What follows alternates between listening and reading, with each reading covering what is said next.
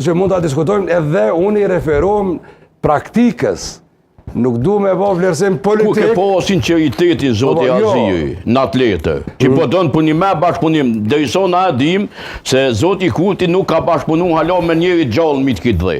Kjo çështje që mund të debatojmë, po që na kemi edhe unë i referona edhe rasteve të veçanta, sepse ju e dini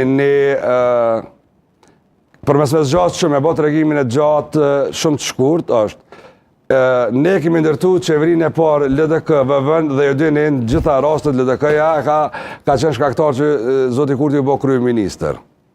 Të dy rastet. Programi jonë politik, dallimet ideologjike janë përballu me biseda, me takime, me negociata, le ta themi. Programi jonë edhe angazhimi jonë, objektivat tona për qeverisje 2019 kanë qenë 4+.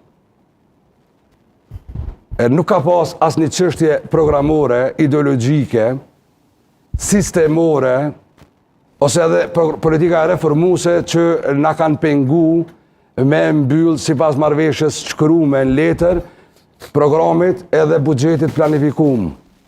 Por ka ndodhur një mbrëmje, një moment, një deklarat, edhe një veprim politik që gjithçka ka shku në dom si punë. Edhe për te kësaj, ju e kena edhe një provoj tjetër, ju e dini që marrëveshja parazgjedhore, LDK, VV ka qenë e gatshme, a dini pse s'ka ndodhur, pse ka pas rezistencë LDK. LDK ka dhënë mandat kryetarit të saj në atë kohë me bo marrëveshje parazgjedhore. Për shkak të numrit 1 ka ra marrëveshja parazgjedhore. Nuk është pranu me dalën kandidati i LDK-s, e cila ma vonë ka qenë partnerja kryesore në zgjedhje në Kosovë. Që do qoftë janë situata që ne t'japin mësim, por çdo rrethon e ri, çdo proces i ri duhet me të kërku, me mendu seriozisht mbi një agjendë që ne quajmë mbi Republikën. A ka pas qëllim edhe njëherë 50% të votuesve LDK-s me i morë si dëshpërum në LDK për shkak të vendimeve vis-a-vis, sepse ju e dini, kur bashkëpunon me dikon afër, i përzin lukt, në këtë rast i përzin edhe votat, kur kush nuk e din në fond kush merr më shumë për asaj pune. Po ne gjithmonë kur kemi bërë vendime të vështira, po në interes të i venit, neve si LDK kemi marrë dënim politik. Çka gjykata kushtetuese? A mon bërë njëherë në këtë vend, këtë republik, do të me kuptu që vendimet politike, për shkak mungesës marrëveshjeve politike, nuk mundet vazhdimisht me na zgjedh gjykata kushtetuese.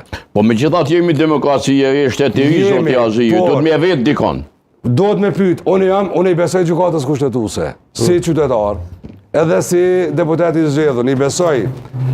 Por deri kur do duhet të vlerësohet gjykata kushtetuese. Unë po frikona që kena me çu gjykatën kushtetuese deri në atë pikë, sa kena me fillu mos me zbatu vendime duke mos i besu dhe manej duke përdor politika denigruese, me arrënu autoritetin edhe këtij organi që është tregu i mund vendime edhe asnjë vendim nuk i ka dështu deri sot. No, vendimi ka të mëjtës ka dështu zoti Aziju. Po shihet sot, që i kemi sanët. Politikanët që nuk kanë aftësi, me unë mi zgjedh çështet procedurale dhe çështet politike, nga provojat e tyre, nga eksperiencat e tyre, nga provojat që Republika jonë ka kalu, edhe demokracitë e konsoliduar.